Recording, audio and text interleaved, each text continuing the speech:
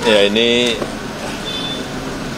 sebetulnya masalah ringan, ya, urusan tuduhan ijazah palsu. Tetapi memang perlu dibawa ke ranah hukum.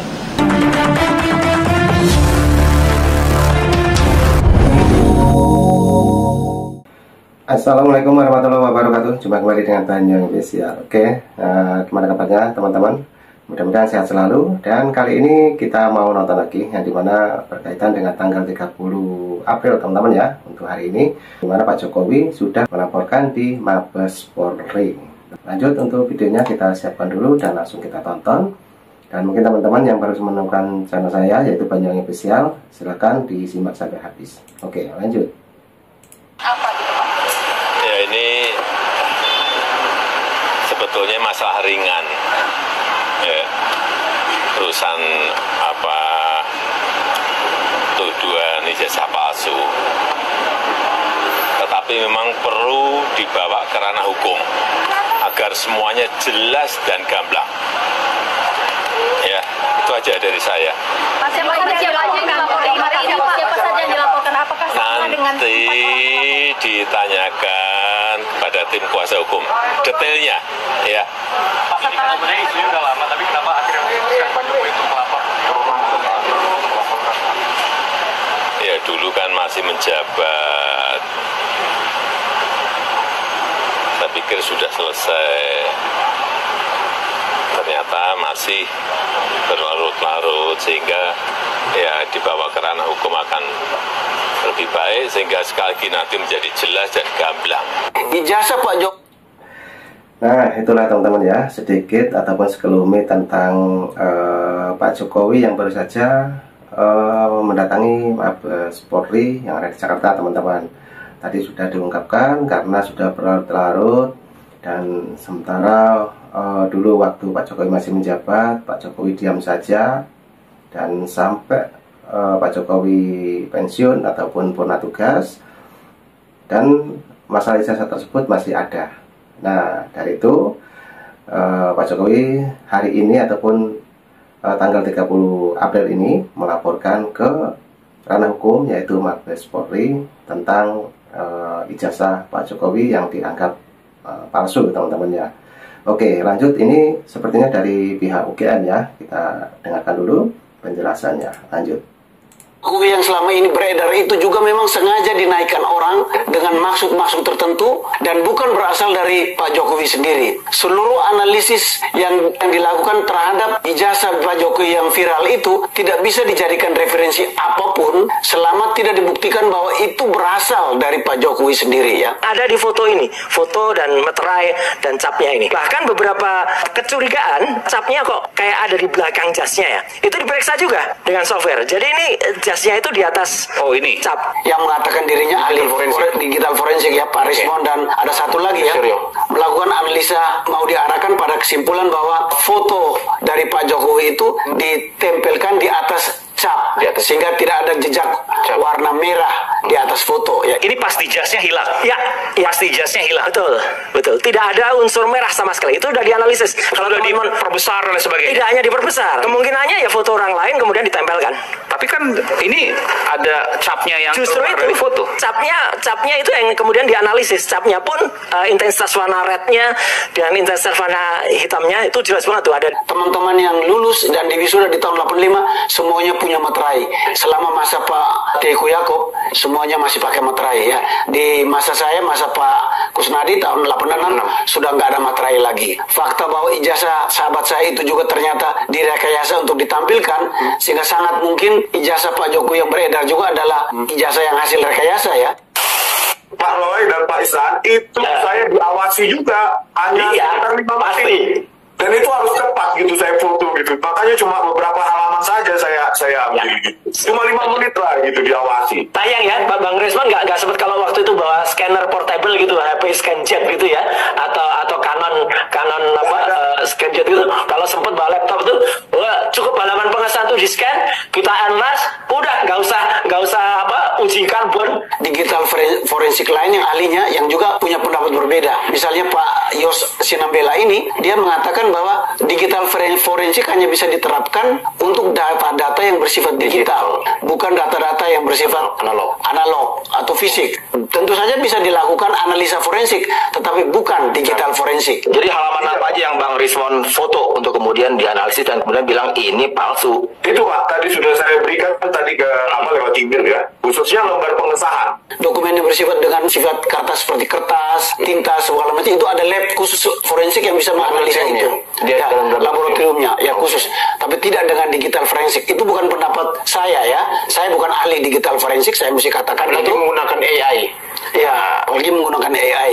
Ya. Lembar pengesahan itu saya sudah melakukan pencocokan karakter ya, pencocokan string. Ya, nanti kalau di pengadilan kita buka, itu ada sejumlah karakter yang sangat spesial khusus untuk Times New Roman. Itu yang font yang ditunjuk oleh Roy Suryo itu adalah font yang ada di dalam belangko ya. Di nama dan nomor itu tulisan tangan semua. Baik ijazah tahun 86 punya saya dan punya teman-teman yang lain ya, maupun ijazah tahun 85. Keliru kalau mengatakan itu aneh karena ada font Times New Roman. Karakter S, lengkungannya terus tipis sekali. Terus karakter N, M, L, K, dan lainnya. Dan itu akan menjadi senjata kita nanti di pengadilan. Kalau mereka mengatakan bahwa itu bukan produk dari Microsoft Word dengan teknologi cetak yang sudah sedikitnya inkjet. Bahwa Windows menggunakan Times New Roman dalam fontsnya dan menjadi font default itu di tahun 92. Itu benar ya. Tetapi font Times New Roman sendiri itu sudah ada sejak tahun 32 dan sudah digunakan di dalam percetakan. Jadi argumen ini juga sangat bisa didebat ya. Sedikitnya inkjet itu Pak. Karena pattern dari dot matrix itu 16 kolom. Titik-titiknya itu setiap karakter 16 kolom. Itu bisa kita deteksi Pak. Ya. Patternnya masih kelihatan. Sebenarnya kalau mau bandingkan font, jangan bandingkan font antara ijazah dari fakultas yang berbeda ya. Sebab bisa saja itu pencetakan belangko itu berbeda-beda tiap fakultas, bisa saja. Nah, bandingkan ijazah fakultas kehutanan yang sama, bila perlu yang tahunnya sama, dan itu sudah ada fotonya ya. Misalnya yang seperti ini ya, ini terlihat fontnya sama. Jadi kalau font yang menjadi alasan bahwa ijazah ini palsu, apakah seluruh ijazah fakultas kehutanan yang lulus tahun 85 itu palsu? Angkatan dari kampus, bahkan beberapa yang masih mengajar di kampus UGM ya, dan kami saling sharing banyak hal, dan itu makin dipicu oleh munculnya ijazah sahabat saya yang juga viral seperti yang ada di layar ini ya. Ini viral dibandingkan dengan ijazah Pak Jokowi, lalu dipertanyakan, loh kenapa tanggalnya beda, tanggal ijazahnya beda ya. Nah, saya kaget karena nama pemilik ijazah itu adalah sahabat saya, teman seangkatan saya, dan termasuk teman dekat saya selama di kampus. Jadi saya langsung kontak dia. Pertama saya tanya, ini benar ijazahmu yang beredar? Ya, dijawab oleh beliau, kelihatannya benar itu ijazah saya, Ir. Tapi kamu yang serahkan ijazah ini? Oh tidak, ijazah saya masih di tangan saya. Jadi dia tidak pernah menyerahkan ijazahnya kepada siapapun untuk diviralkan. Apa artinya itu? Artinya ada orang yang menaikkan ijazahnya, melakukan rekayasa, menaikkan ijazahnya dengan maksud-maksud tertentu. Dan ini bisa menjadi indikasi bahwa sangat mungkin ijazah Pak Jokowi yang selama ini beredar itu juga memang sengaja dinaikkan orang dengan maksud-maksud tertentu ya, dan bukan berasal dari Pak Jokowi sendiri ya. Sehingga saya pernah katakan ya, seluruh analisis yang dipakai, yang dilakukan terhadap ijazah Pak Jokowi yang viral itu sebenarnya tidak bisa dijadikan referensi apapun ya, selama tidak dibuktikan bahwa itu berasal dari Pak Jokowi sendiri ya. Nah, di part 2 saya juga sudah usulkan supaya Pak Jokowi mempidanakan para pemfitnah ini ya. Buat saya itu pemfitnah ya, buat Rocky Gerung bukan ya, mempidanakan. Nah, saya lihat ini sudah dilakukan. Mungkin bukan karena seruan saya ya, mungkin seruan dari orang-orang penasihat di sekitar dia, bisa saja. Tapi paling tidak itu sejalan dengan seruan saya. Nah, saya sangat mengharapkan proses ini berjalan dengan benar dan baik ya, proses pengadilan bila perlu dibuka ke publik ya, dan ini saatnya Pak Jokowi atau orang-orangnya ya menunjukkan ijazah aslinya. Saya harapkan pengadilan memerintahkan itu, ijazah asli Pak Jokowi harus ditunjukkan di pengadilan itu, dan kalau belum cukup, UGM pun sebaiknya dipanggil di pengadilan untuk menunjukkan bukti-bukti pendukung Pak Jokowi sebagai alumnus itu ya. Saya pribadi setelah mendapat banyak info sharing dengan teman-teman saya seangkatan yang kemudian saling kontak lagi setelah video saya viral, itu meyakini Pak Jokowi adalah alumnus Fakultas Kehutanan Universitas Gadjah Mada. Saya meyakini itu ya, bukan karena saya mau membela dia, bukan. Tetapi pertama, saya sebagai alumnus, saya percaya pada marwah kampus saya percaya bahwa jika ada dekan dan teman-teman di kampus mengatakan dia ada lulus dari situ, itu benar berdasarkan fakta. Saya percaya bahwa ketika Ibu Rektor mengatakan itu pun berdasarkan fakta. Tetapi supaya itu dibuka, saya minta pengadilan juga memanggil UGM untuk hadir dalam proses pengadilan pengaduan orang-orang yang dianggap memfitnah ini supaya terbuka semuanya. Itu saja saya kira yang ingin saya katakan ya. Nah, ada beberapa hal ya, atau mungkin Ijan ada hal yang mau didalamin. Ini saya mau disclaimer juga untuk pemirsa ya, bahwa Dr. Ignatius Irianto ini adalah alumni UGM tahun 1980-an yang wisuda tahun 1996 di Fakultas MIPA, Matematika, Fisika. Matematika dan Ilmu Pengetahuan.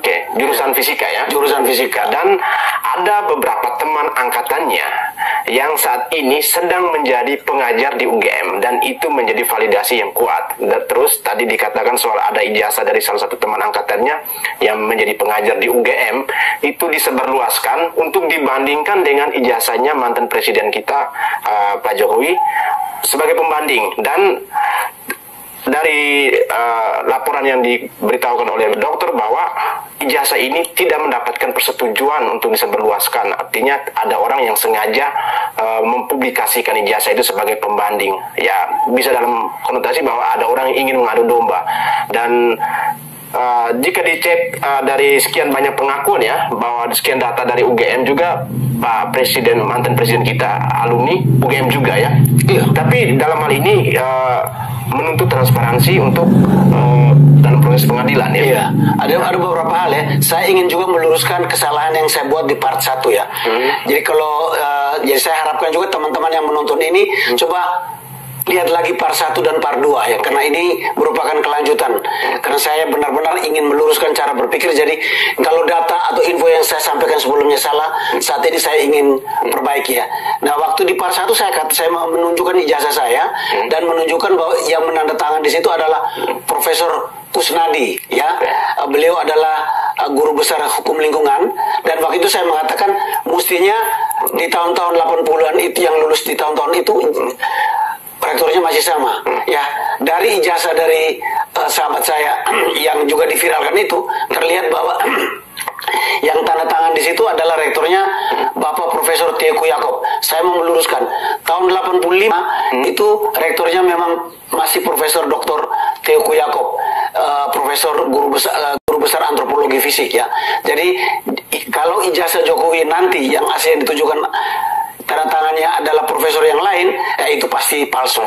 Tapi kalau Teguh Yakob yang tuan tangan di situ, itu minimal indikator pertama asli. Yang kedua yang juga diserang adalah bahwa di beberapa ijazah tidak ada meterai, dan di ijazah Pak Jokowi ada meterai. Nah, saya mau katakan di sini, ijazah-ijazah yang teman-teman yang lulus dan diwisuda di tahun 85 semuanya punya meterai. Kayaknya selama masa Pak Teguh Yakob semuanya masih pakai materai ya. Di masa saya, masa Pak Kusnadi tahun 86 sudah nggak ada materai lagi ya.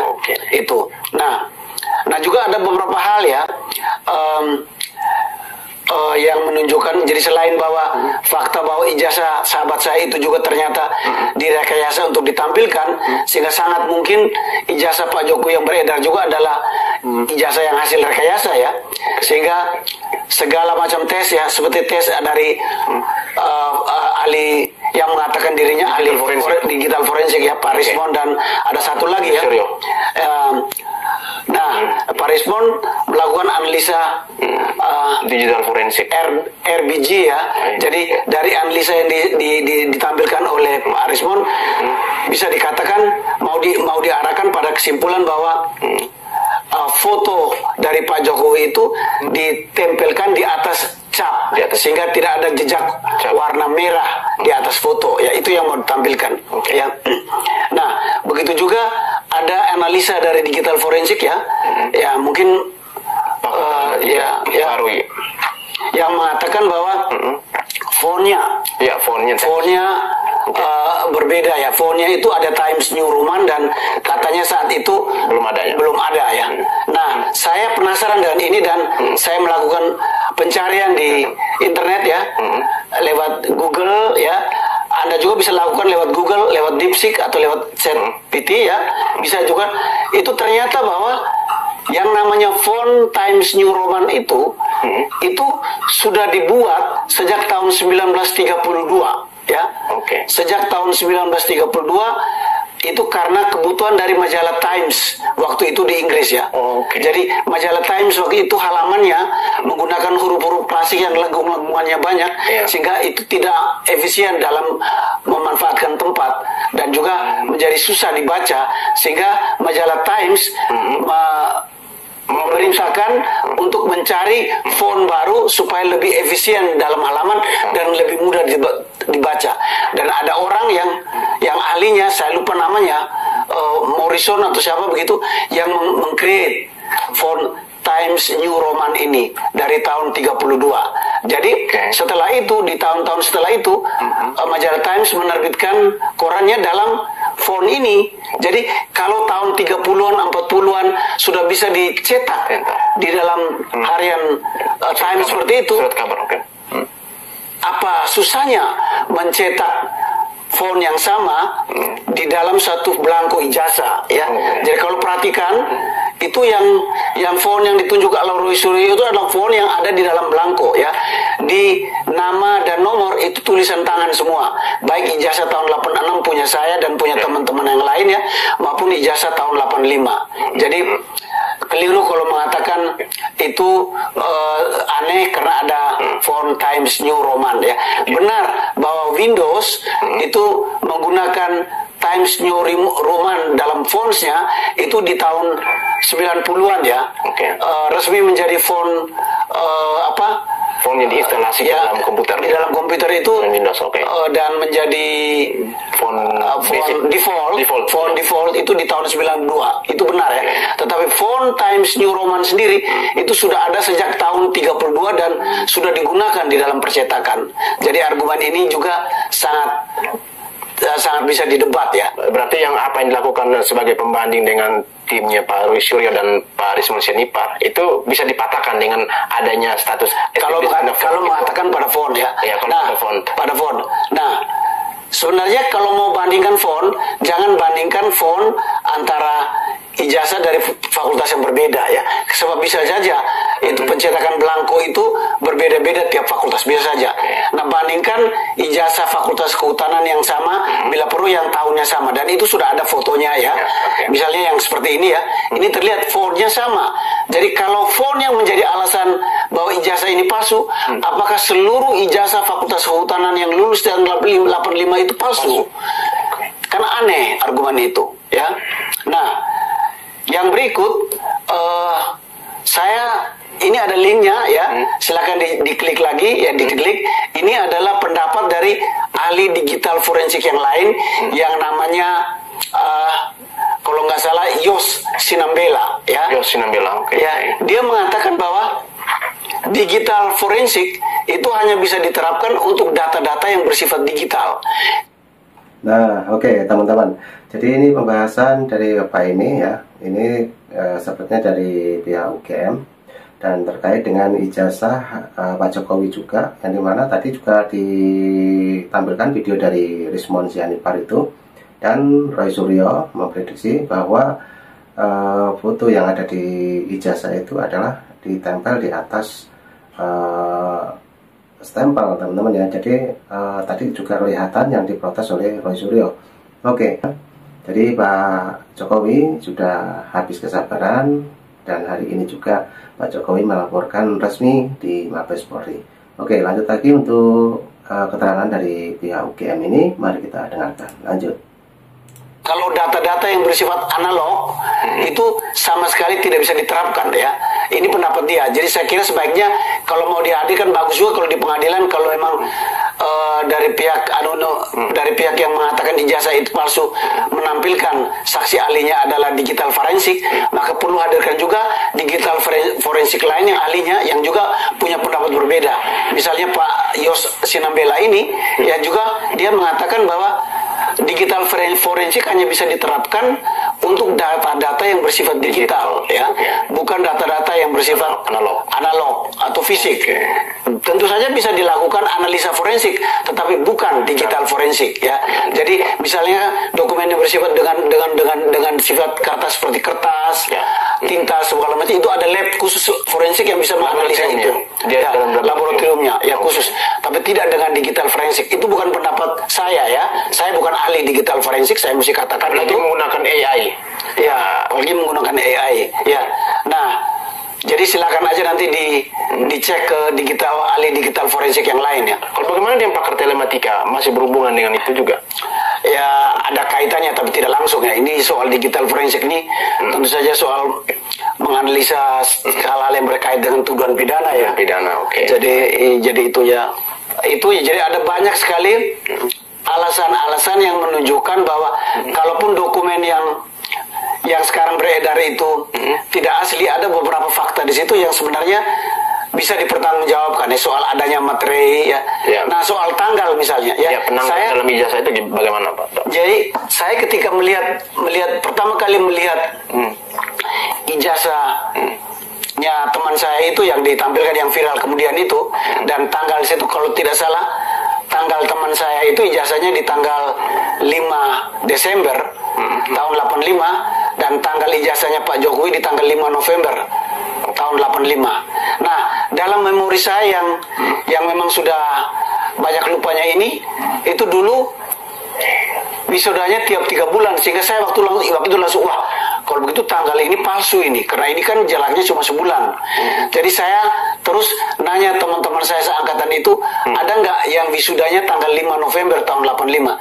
Ternyata ada 4 orang dari angkatan kami dari jurusan fisika yang diwisuda tanggal 5 November tahun 85 itu, dan itu berarti bahwa sangat mungkin bahwa memang ada wisuda dan tanggal ijazah di tanggal 5 November 85 itu sebagaimana yang ada di ijazahnya Pak Jokowi. Nah, soal nomor seri misalnya ya, di nomor seri fakultas kami ya, MIPA itu ada kode fakultas ya, ada singkatan fakultas dan ada nomor induk fakultas. Di situ disertai tahun lulus ya. Nah, di Fakultas Kehutanan yang ada di ijazahnya Pak Jokowi cuma nomor ya, semacam nomor itu. Nah, itu dicek di ijazah Fakultas Kehutanan yang lain ternyata sama ya? Nomornya. Jadi memang rupanya di Fakultas Kehutanan pengkodean ijazah itu hanya satu nomor aja, tidak ada kode fakultas ataupun singkatan dari fakultas. Jadi sekali lagi itu menunjukkan bahwa data yang ada di bahkan ijazah yang sedang beredar itu juga sesuai dengan fakta yang ada. Bisa diduga fakta ya.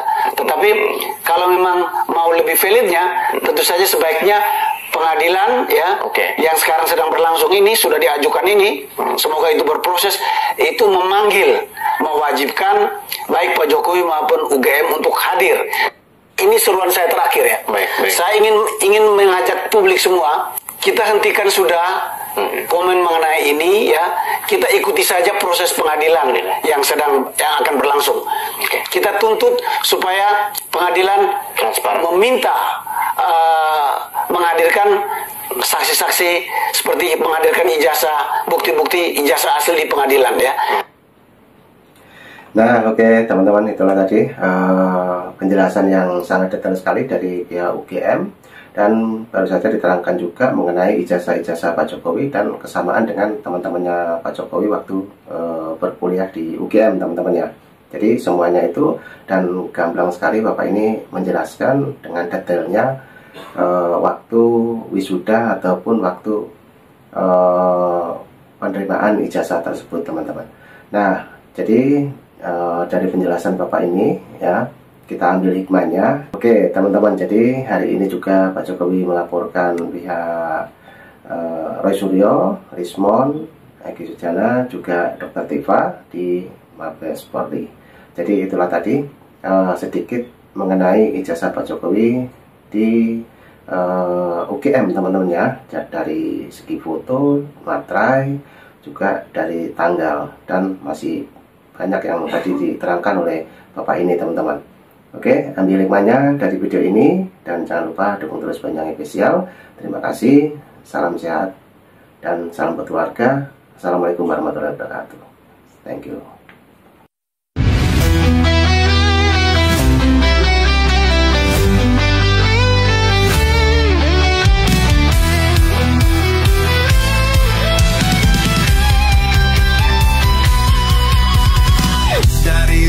Sampai ke timur, suara jujur kini bergema. Bukan cuma cari viewer, tapi kebenaran yang utama. Opung Parbelat kasih fakta, Agrifan Nani pun semua nyata. Vicky Himpong jangan lupa, Blacker Majanang pencipta lagunya.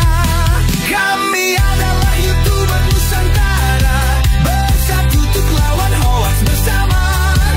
Tak gentar terus berkabar untuk bangsa demi masa depan Indonesia.